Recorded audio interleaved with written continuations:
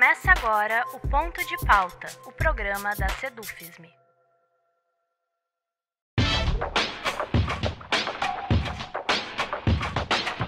No dia 29 de junho, mais de 200 professores e professoras participaram de Assembleia Geral da categoria, promovida pela Sedufism, e repudiaram por unanimidade a proposta de minuta de resolução que sugere alterações nas regras de progressões e promoções na UFSM.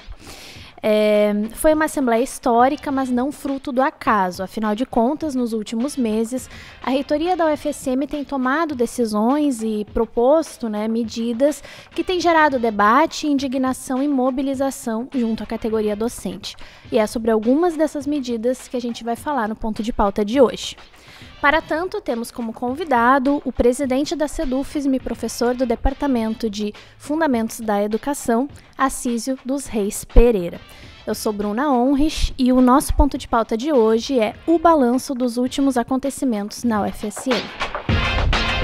Professor Acísio, em primeiro lugar, muito obrigada pela sua disponibilidade em conversar conosco. Olá, Bruna, olá, Rafa e toda a comunicação da Sedufism. É um prazer e um orgulho sempre estar aqui com a nossa Sedufism discutindo os temas fundamentais da nossa universidade.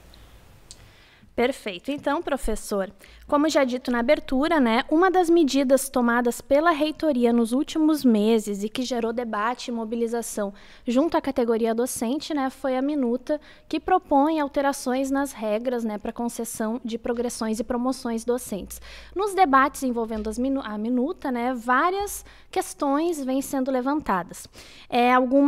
Algumas delas dizem respeito à falta de discussão e o pouco tempo para que a categoria docente se manifeste sobre o tema, o caráter ilegal da proposta e também uma série de barreiras que a proposta traria para que os professores cheguem ao topo da carreira. Mas eu pergunto ao senhor, quais seriam as questões que o senhor aponta como mais nocivas nessa minuta das progressões e promoções? Bom, Bruna, eu penso que a mais grave de todas é essa de não permitir que a maioria absoluta dos docentes e das docentes consigam progredir na carreira. Primeiro, que isso fere, conforme a análise do nosso departamento jurídico, isso fere a própria legislação do Ministério da Educação, que regulamenta a nossa carreira docente. Lembrar que essa carreira que nós temos hoje, ela foi formalizada, legalizada pelo governo em 2012, e entrou em vigor a partir do ano de 2013. Então, naquele momento, a gente tinha uma carreira que os professores ficavam, quando chegavam a adjunto no nível máximo, que é o adjunto 4, o professor não conseguia chegar a titular. Por quê? Porque não tinha vaga para titular, era muito raro uma vaga para o professor tornar-se titular. Então, isso foi repensada a proposta de carreira, e nessa nova proposta, então, que é a que a gente tem hoje em funcionamento, há 10 anos, portanto, desde 2013, essa nova carreira, ela primeiro criou o professor associado, que é um intermediário entre o professor adjunto do nível 4 e o professor associado, ele chega associado e depois ele pode chegar a titular. Então a carreira criou a função de associado e também abriu vagas para professor titular, diferentemente do que era anteriormente, que era apenas por um concurso público. Então agora, por dentro da carreira, o professor e a professora passou a chegar a titular. Bom, e também essa carreira, ela não é uma coisa absolutamente tranquila, Ela é também um debate, dentro do ANDES esse debate é bem complicado, porque ela criou também uma condição de que o professor, quando entra na instituição, ele entra como professor auxiliar. E durante o período probatório, que são 3 anos, o professor tem que ficar sem ser promovido à condição de adjunto. Aí, somente após o probatório, após 3 anos, o professor torna-se adjunto. E aí é que ele vai percorrer os 8 anos de professor adjunto para poder chegar a reivindicar a condição de professor associado. Bom, para dar um exemplo didático, né, quando eu entrei na universidade, eu entrei como professor adjunto. Então, eu demorei 8 anos dentro da universidade para virar professor associado. Hoje, um professor que entrou depois de 2013, ele demora 11 anos para poder pedir a promoção para associado. Bom, isso está dentro da lei, né? E aí, qual que é a gravidade dessa medida proposta pela reitoria da nossa universidade?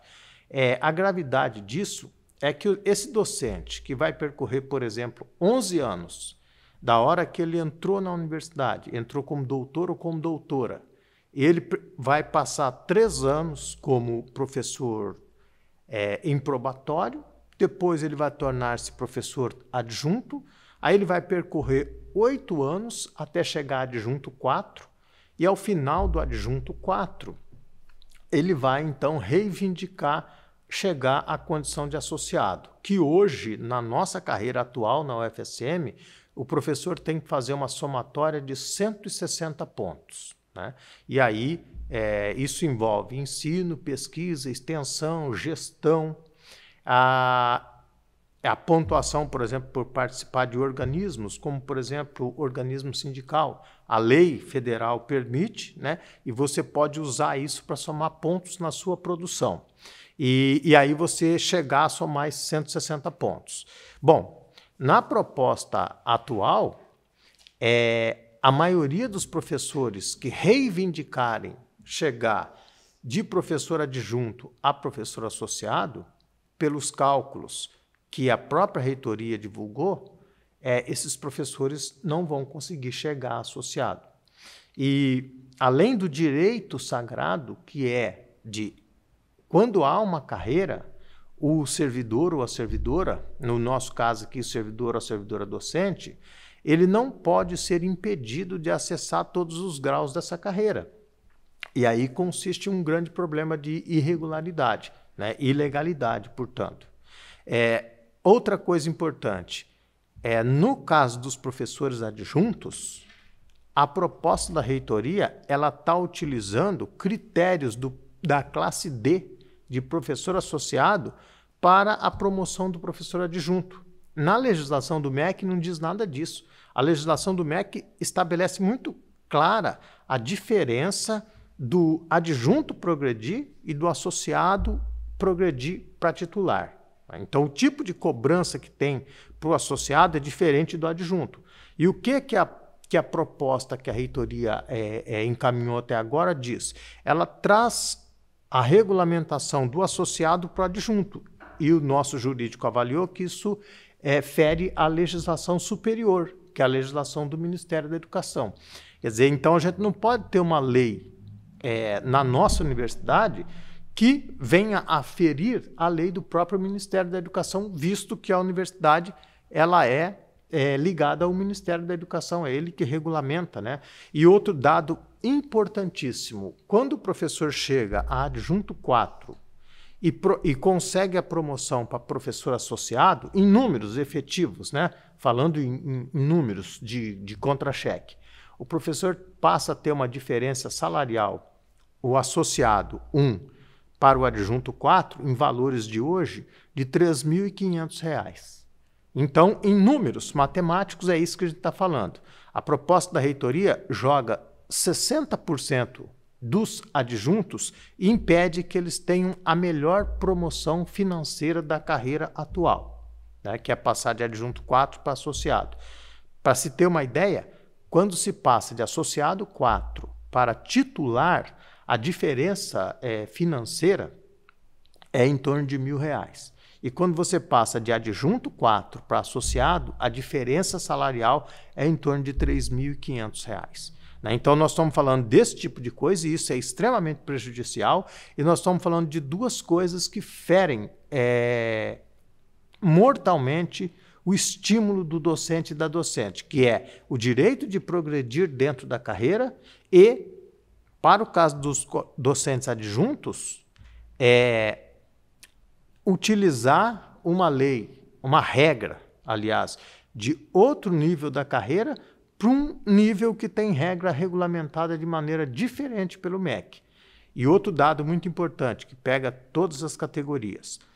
Hoje, 27 itens que nós temos na nossa direito de utilizar para produção nossa para as promoções, eles ficam fora nessa proposta atual. Então, isso para mim é o mais grave e mais ofensivo à condição da categoria docente. Certo. Professor, para além da minuta das progressões e promoções docentes, outra proposta apresentada pela reitoria recentemente tem gerado, né, debate e mobilização também junto à categoria docente. Nesse caso, falamos da minuta sobre o plano de atividades docentes, a definição e o cadastramento de disciplinas e o cômputo dos encargos docentes. Eu lhe pergunto, o que a diretoria da SEDUFISM e também os debates, né, que vêm sendo feitos com a base apontam como mais problemático nessa minuta? Bom, esse é um outro grande problema pelo qual estamos passando, né? Essa minuta de progressão, essa proposta dos encargos docentes na UFSM. Bom, nós da SEDUFISM, ou a categoria em geral, é contra os encargos docentes registrados, formalizados? A maioria absoluta dos docentes, não, né? Na diretoria da SEDUFISM, a nossa posição não é contrário a existir. O problema é como é que ele vai ser, né? E ao sabermos dessa proposta, recebemos a proposta da reitoria e, a partir da proposta da reitoria, nós da diretoria fizemos um levantamento com 39 universidades federais, vendo como funciona a questão dos encargos docentes nessas instituições. E, essencialmente, a gente buscou uma coisa, que é qual o número máximo de hora-aula em sala que o professor pode ter. Como é que a gente pode estabelecer isso? Porque na proposta da reitoria não há um estabelecimento disso, de hora máxima, né? Hora mínima, a gente tem a legislação que nos garante, que são 8 horas de acordo com a LDB. Então, o professor ou a professora, ele não pode ter menos de 8 horas em sala de aula. Ok. Agora, qual o máximo que ele tem em sala de aula? A nossa defesa é que seja estabelecido que o professor tenha até 12 horas aulas em sala. E que, para cada hora semanal que o professor lecione, ele tenha efetivamente 1 hora para preparação, né? Porque aula não é só o espaço que a gente está em sala, né?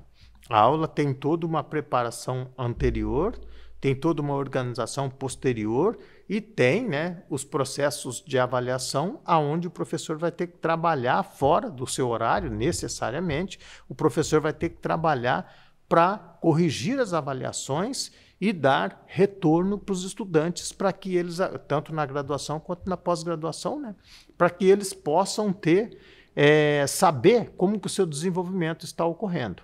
E nós fizemos propostas, sobre toda a proposta da reitoria, nós fizemos um encaminhamento de proposta, de contraproposta para ajustar, para enviar para o CEP. No entanto, as nossas sugestões não foram aceitas, né? Não foram colocadas como sendo impossíveis. Por exemplo, a análise do procurador da instituição diz, isso em nome do reitor e da reitora, né, que trouxeram a informação para nós em reunião, que nós não podemos ter 1 hora para preparação. No máximo, nós podemos ter 2/3 de 1 hora, que dá mais ou menos em torno de 40 minutos para cada hora, né? Então, bom, acho que é uma questão que a gente tem que discutir seriamente, né? E outra coisa, a gente tem docentes na instituição, em unidades de ensino diferentes, trabalhando com cargas horárias muito altas. Por exemplo, eu conheço docentes na instituição que têm 24 ou até 26 horas efetivas em sala de aula. E atenção, que não estou falando de docente substituto, estou falando de docente efetivo e efetiva na instituição, docentes doutores e doutoras, e que ficam completamente presos a essa condição da sala de aula numa carga horária gigantesca, e a pessoa fica sem condições efetivas de adentrar a programas de pós-graduação. Porque para entrar num programa de pós-graduação, o professor tem que ter uma produtividade, né, de artigos acadêmicos, de capítulos de livros, de eventos, enfim, esses padrões, né, que tem estabelecido pela CAPES e que os programas de pós-graduação seguem. Bom, se o professor está extremamente envolvido, ou a professora está extremamente envolvida com essa questão didática, como é que essa pessoa vai conseguir ter produção para integrar um programa de pós-graduação? Então, nós temos um quadro que não é qualquer coisa. Da maioria dos nossos docentes, e a gente tem um número grande, né, de professores e professoras doutores na instituição, né? Para se ter uma ideia, nós temos um total de 2.054 docentes na ativa hoje. Isso são dados da Proplan, no UFSM, em números retiradas no dia 14 de julho de 2023. Né? Desse total de 2.054 docentes, 1.736 são doutores e doutoras. E desse total, quantos desses 1.736 integram a pós-graduação efetivamente? Eu não tenho esse número aqui, não tenho esse número. É interessante levantar junto à Pró-Reitoria de Pesquisa, de Pós-Graduação e Pesquisa, quantos são. O que a gente tem de informação de colegas é que a gente tem menos de 50% desse total atuando em pós-graduação, né? Mas são números fáceis de levantar, números fáceis de descobrir, né? E aí, diante disso, a gente pode ter um contingente gigantesco de doutores e doutoras que não estão sendo bem aproveitados dentro da instituição. Poderiam ser muito melhor aproveitados do que estão, né? Bom, e também, eu estou falando de pós-graduação, mas também como é que um docente assim coordena projeto de extensão, participa de projeto de extensão, articula e coordena projeto de ensino, né? Ou projeto de pesquisa. Como que esse professor, essa professora, vai ter um grupo de pesquisa trabalhando com ele ou com ela? Como é que vai ter um grupo de extensão atuando na comunidade? Evidentemente, esse professor e essa professora não têm essa condição. E aí acaba sendo negado ao professor e à professora o direito pleno de quando se presta um concurso numa instituição pública, numa universidade pública, que é fazer ensino, pesquisa e extensão. Esse professor ou essa professora está condenado ou condenada a fazer apenas ensino.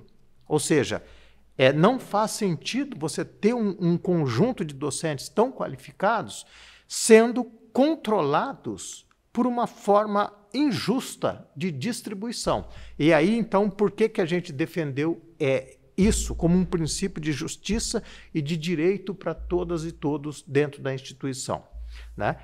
Para fazer a adequação àquilo que a gente tem quando a gente presta um concurso na Universidade Federal de Santa Maria, né? Que é fazer ensino, pesquisa e extensão. E, eventualmente, a gente faz gestão, né? Chefia de departamento, coordenação de curso, participação em órgãos os mais diversos possíveis da universidade, hora ou outra acaba se participando.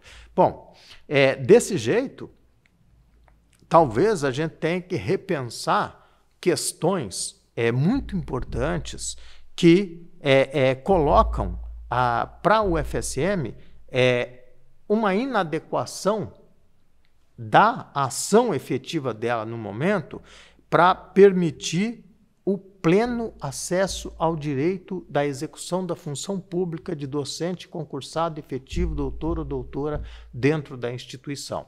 E aí, essa medida, né, de aulas, o que não somos só nós, né, do sindicato, aqui da diretoria do sindicato ou da base da categoria, mas é uma coisa que a gente tem essa percepção conversando com os colegas nas unidades e nos campi, porque essa questão, às vezes, é até agravada quando a gente fala dos campi fora de sede, tá? Desculpa, fora de sede. Então, a universidade precisaria rever tudo isso. Sim, colocar uma medida dessa, regulamentar as atividades, ok, não tem problema. Mas regulamentar essas atividades de forma mais justa aos docentes e às docentes da instituição. Perfeito, professor, obrigada. Uma questão apontada pela diretoria da SEDUFISM, que também tem surgido nos debates promovidos com a base, é a necessidade de não visualizarmos, né, essas medidas da reitoria como isoladas, e sim como partes de um mesmo projeto. E a essas 2 minutas que falamos, né, das progressões e a dos encargos didáticos, poderiam ser somadas várias outras medidas da administração central, como a reestruturação administrativa promovida nesse primeiro semestre e até a alteração nas formas de ingresso, né, em que a UFSM deixa de ser 100% SISU e passa a adotar novamente o vestibular. Qual é, na sua avaliação, esse projeto maior sobre o qual estão essas diferentes medidas apresentadas e qual que é a proposição, né, qual que é a oposição que se faz a esse projeto? Bom, primeiro, você falou das medidas, e é um conjunto de medidas pelas quais nós estamos passando, né? Os encargos docentes, a progressão e promoção, a reestruturação administrativa que já vem acontecendo, o processo de ensino que retorna ao vestibular. Interessante, escutei de uma pessoa nesse final de semana o seguinte, uma pessoa que não é daqui, né? Uma pessoa de outra universidade, de fora, e a pessoa falou assim, olha, vocês estão fazendo aqui o inverso do SISU. Com o retorno ao vestibular e essa proposta que foi aprovada na UFSM, vocês estão fazendo uma coisa que talvez seja ilegal. Vocês estão fazendo uma reserva de vagas regionais. Bom, qual o problema disso? O problema central disso é, a UFSM, ela é que instituição? Ela é uma universidade federal. Portanto, quem sustenta a UFSM não são só as verbas do Rio Grande do Sul. O que sustenta a UFSM são os impostos nacionais, né? Por exemplo, vamos fazer um exercício de imaginação. Se o MEC pega para olhar essas legislações e decide, por exemplo, por fazer destinação de verba por proporcionalidade a estudantes SISU, como é que fica a nossa instituição diante de um movimento desse? Repetindo, esse é um movimento hipotético, né? Eu não estou dizendo que o MEC vai fazer, né? E nem estou dizendo que o MEC está fazendo. Eu só estou dizendo que é uma reflexão a partir desse processo, né? Ao nosso ver, eu quero dizer não só a diretoria da SEDUFISM, isso também eu escuto dos colegas técnicos administrativos, eu escuto dos estudantes e dos professores e professoras que estão na base da categoria. Esse movimento todo, desse conjunto de medidas, reformulações, unificação de secretarias, articulada com vestibular, com encargos docentes, articulada com progressão e promoção de professores e professoras, isso tudo tem uma concepção de universidade que está sendo discutida, melhor, mais do que discutida, está sendo efetivamente colocada em prática, né? O que está sendo colocado em prática? Uma universidade que ela está sendo gerida, ao nosso ver, por uma visão empresarial e não por uma visão de serviço público. Então, a visão negocial, tanto se alguém perguntasse assim, aponta um fato, né, para isso que você está dizendo, eu diria assim, olha, a nossa universidade criou uma pró-reitoria ligada à visão de empreendedorismo, que é a visão empresarial. Interessante, vamos fazer uma seguinte proposta, já que nós criamos uma pró-reitoria, né, de inovação, empreendedorismo, ligado a essa corrente, que é uma visão empresarial de gestão da universidade, acho que a gente poderia propor também, eu proporia o seguinte, que a nossa universidade criasse uma pró-reitoria de ações afirmativas. já que nós temos a maioria dos nossos estudantes no momento são oriundos, filhos e filhas da classe trabalhadora. Nós temos cotistas, negros, indígenas da escola pública. Por que não uma pró-reitoria que dialogasse com essa perspectiva? Como será que a nossa gestão veria uma proposta dessa? Uma pró-reitoria ligada a esses segmentos que foram incluídos do ponto de vista legal, com leis federais e processo efetivo de condições afirmativas dentro da instituição. Por que nós não criarmos uma pró-reitoria para as questões afirmativas, né? Como é que seria esse debate? Se nós estamos discutindo uma universidade que cria uma pró-reitoria de inovação, será que nós não podemos criar uma de ações afirmativas, né? Então, nesse momento, o que a gente vive é uma visão de universidade que ela mais parece a gestão de uma empresa privada. Parece que a gestão da nossa universidade, na sua concepção, ela está fazendo a gestão de uma empresa, como a IBM, por exemplo, que é uma empresa multinacional, né? Ou uma empresa, qualquer empresa grande, brasileira ou não brasileira, que atua no Brasil. Só que nós não somos uma empresa privada. Nós somos uma universidade pública. Nós vivemos da verba pública, né?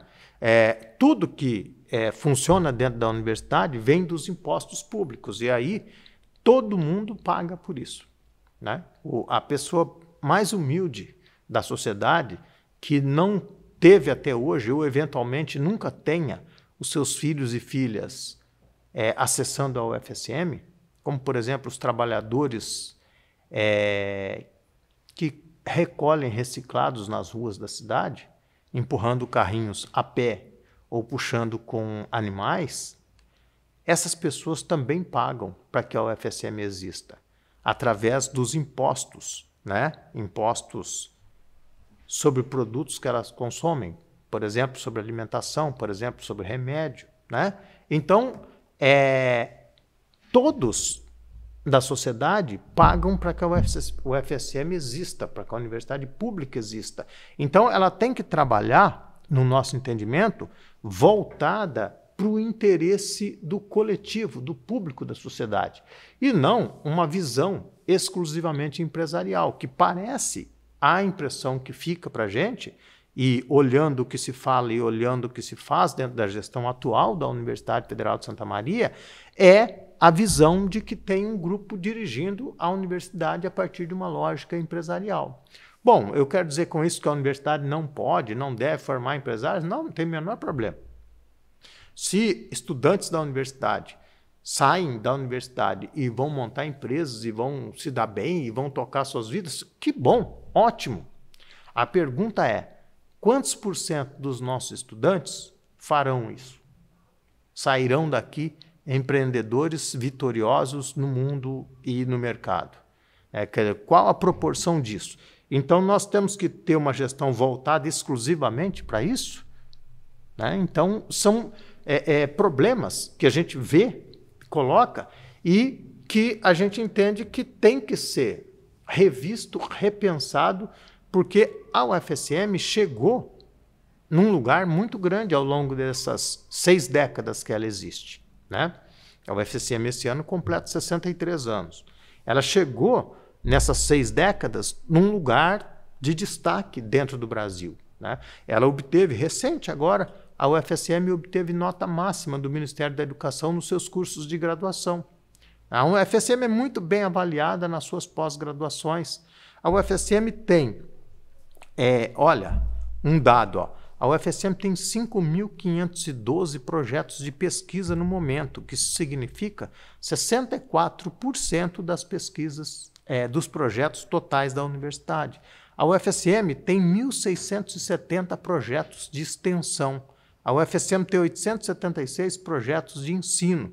né? A UFSM tem 56 projetos estratégicos e a UFSM tem 10 projetos de prestação de serviço. Então, a UFSM contando, né, todos os seus campos, Santa Maria, Frederico Westphalen, Palmeira das Missões e Cachoeira do Sul. A UFSM ela é um universo entre graduação e pós-graduação presencial e à distância de 30 mil estudantes. Quer dizer, essa universidade representa muita coisa dentro da região e também fora da região e para a realidade do país e para a realidade do Rio Grande do Sul. Essa universidade, será que ela não tem que ser gerida de forma mais plural e não voltada para uma visão predominantemente empresarial? Então, são problemáticas que a gente deixa como reflexão necessária para a gente pensar a universidade que a gente tem, né? E assim, não dá para pensar uma universidade que a gente gostaria de ter, que a gente entende que pode avançar como uma universidade diferente, né? Uma universidade para além do discurso. A UFSM é uma universidade socialmente referendada, tal. Ok, é verdade. Não há problema quanto a isso e nem negar esse fato. Agora, desses nossos 30 mil estudantes, a maioria absoluta são filhos e filhas da classe trabalhadora. Então, nós temos problemas sérios aí de pensar o nosso orçamento para a questão da assistência estudantil, para a gente não incluir os alunos e as alunas num processo seletivo e depois excluí-los numa condição econômica, né? E temos que pensar a condição para o trabalhador e para a trabalhadora, técnicos e técnicas administrativos, e para nós, na perspectiva docentes, nós temos que pensar, será que a universidade ela não tem problemas mais graves para resolver hoje do que ficar pensando em mudar a lei de progressão e promoção? Por exemplo, como colocar, atuando na pós-graduação, os docentes e as docentes que não estão conseguindo fazer esse processo? Será que isso não é um problema mais importante para nós hoje do que ficar discutindo o aumento da pontuação e a mudança de critério de pontuação para progredir e, inclusive, fazendo, ao nosso ver, a partir da análise do nosso departamento jurídico, uma medida ilegal? Obrigada, professor. Nos últimos anos, a SEDUFSM, em nível nacional antes também, tem falado muito sobre a questão do adoecimento docente, em especial aquele ocasionado pela sobrecarga de trabalho. Não foram poucas as vezes, nos debates promovidos pela SEDUFSM, que as medidas recentes apresentadas pela reitoria foram apontadas como medidas que podem aumentar essa sobrecarga e logo esse adoecimento. O senhor também tem essa avaliação e por quê? Sim, até um dado importante, né?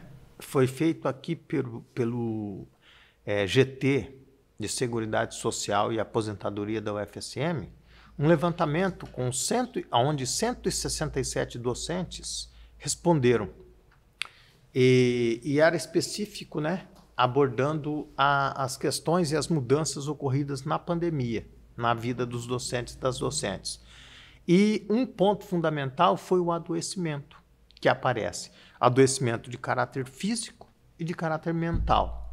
Então, isso trazendo para as discussões que o ANDES tem feito e várias universidades brasileiras têm feito, e aqui na UFSM existem pesquisas sendo desenvolvidas nesse campo, e a gente tem um setor dentro da UFSM, dentro da Pró-Reitoria de Gestão de Pessoas, que se chama qualidade de vida.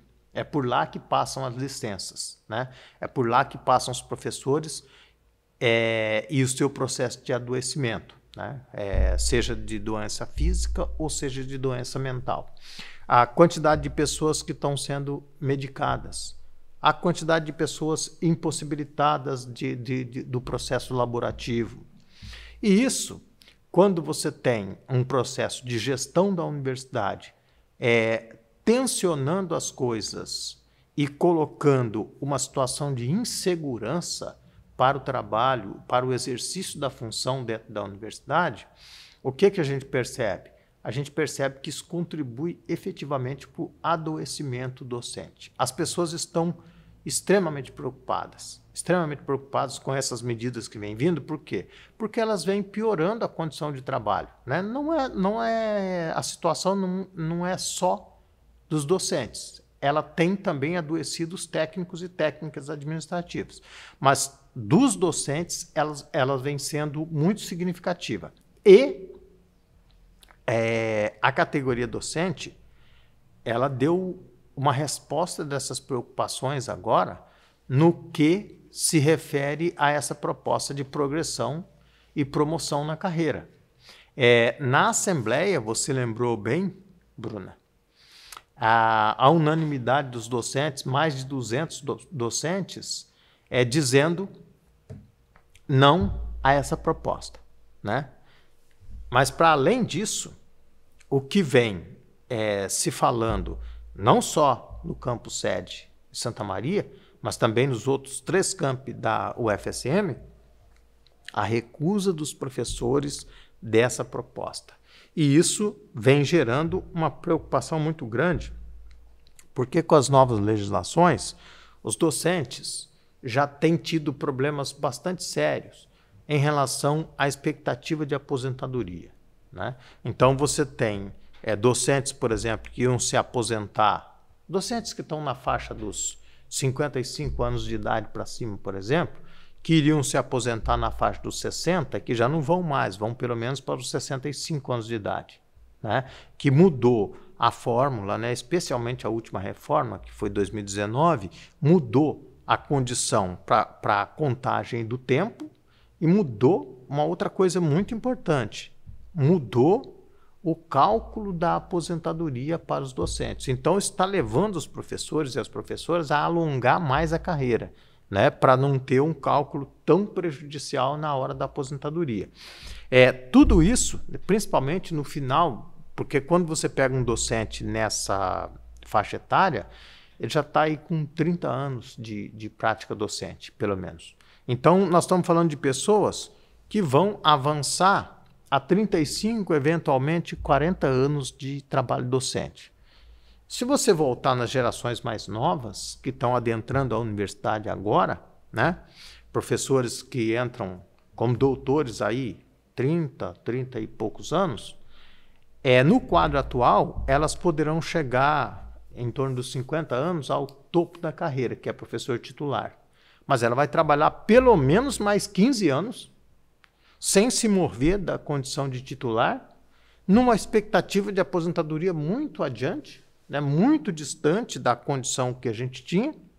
E, diante disso, quando você tem uma medida que o docente pode não conseguir progredir na categoria, aí você pensa assim, o grau de estresse e adoecimento que essas pessoas já estão passando. Então, essas medidas, elas não contribuem com um quadro que já é complicado, que é o quadro do servidor e da servidora pública em geral. De modo particular, os docentes estão dentro dessa perspectiva. Porque dentro dessa lógica, o que você tem? Aqueles que conseguiram até agora manter uma condição de direitos efetivos ainda são os servidores públicos, que são os mais combatidos nesse momento, porque justamente existe, né, uma visão muito grande de que os direitos devem ser flexibilizados. E existe uma lógica que na iniciativa privada, né, chegou naquilo que muitos autores chamam de uberização do trabalho, né, para falar de um aplicativo de motorista de carro, né. Então, olhando para essa coisa toda, e na regra geral o servidor vem sendo atacado nesse sentido já faz algum tempo, aí paralelamente, quando a universidade começa a buscar regramentos que ela nem precisa buscar, como de progressão e promoção, ela nem tem obrigação de mexer nisso, ela pode deixar a lei do jeito que ela está completamente regular, ela não está cometendo nenhum erro. Quando ela traz esse tipo de problema, a pergunta que se faz é: o que a gestão da nossa universidade ganha efetivamente com isso? Né? E o que e quem perde com isso? A gente já sabe. São os docentes que perdem, que na média geral, 60% perderia o direito de promoção. Quer dizer, isso tudo, diante de todo o quadro de conjuntura nacional, de regulamentação, de problemas que o servidor e a servidora já enfrentam, o adoecimento é uma coisa muito grave e que isso seria a coisa muito mais importante para a gente parar e pensar como universidade nesse momento. E não pensar medidas que, diga-se de passagem, a universidade não tem nem por que fazê-lo. Obrigada, professora. Agora, para encerrar, a mobilização da categoria a partir de uma série de ações promovidas pela SEDUFISM tem motivado algumas respostas, né, por parte da reitoria. No caso da minuta das progressões, por exemplo, né, a reitoria decidiu recentemente que vai estender o prazo para as discussões. Nesse sentido, eu faço ao senhor 2 perguntas em uma. Em primeiro lugar, como se avalia essa relação entre a mobilização e os recuos que essa mobilização tem gerado por parte da reitoria? E, em segundo lugar, o que a SEDUFISM e os debates com a categoria pedem enquanto resposta da administração central com relação a essas medidas? É tempo para discussão? É a retirada das minutas? É a apresentação de alternativas? Bom, Num primeiro momento, o que foi referendado pela nossa Assembleia Docente foi a retirada dessa proposta. É isso que foi colocado, né? E é importante lembrar, tudo o que aconteceu até agora em relação aos passos que foram dados de prorrogar para o mês de agosto, só foi porque os professores e as professoras se mexeram muito. Né? Porque houve assembleia docente, porque nas unidades houve discussão, os centros fizeram discussão, fizeram posicionamentos, os departamentos fizeram posicionamentos, teve centros que a direção não quis fazer reunião conjunta, mas os departamentos fazendo reunião se recusaram a aceitar essa proposta. E a gente entende que, em termos de discussão, nós temos que continuar debatendo esse tema, efetivamente, e nós temos que ter audiência pública para discutir essa situação. Nós não podemos e temos que juntar os docentes da universidade num espaço grande. Por exemplo, como a gente tem ali o nosso teatro, lá no campus. Aqui na UFSM, aqui em Santa Maria. Então, que a gente tenha uma audiência pública debatendo essa questão e que, pela ilegalidade da proposta e pela não necessidade de se fazer a proposta, a nossa defesa primordial, referendando o que a nossa Assembleia já indicou, se a gente tiver outra Assembleia que indique outra coisa, é outra discussão, né? Mas pelo que a nossa Assembleia já indicou lá em 29 de junho, a retirada dessa proposta, porque a UFSM não tem por que fazer. Daí é muito importante dizer uma coisa. Esses 60% de docentes que deixam de progredir, o que acontece com esse dinheiro que deixa de ser pago? Essa é uma pergunta interessante, né? Por que a UFSM está fazendo isso? Esse dinheiro, em relação ao UFSM, não acontece nada. Porque esse dinheiro ele não vai virar nem investimento e nem custeio na instituição. Simplesmente o salário que deixa de aumentar, ele deixa de existir no orçamento do MEC. O orçamento para salário não tem nada a ver com os outros orçamentos das instituições federais.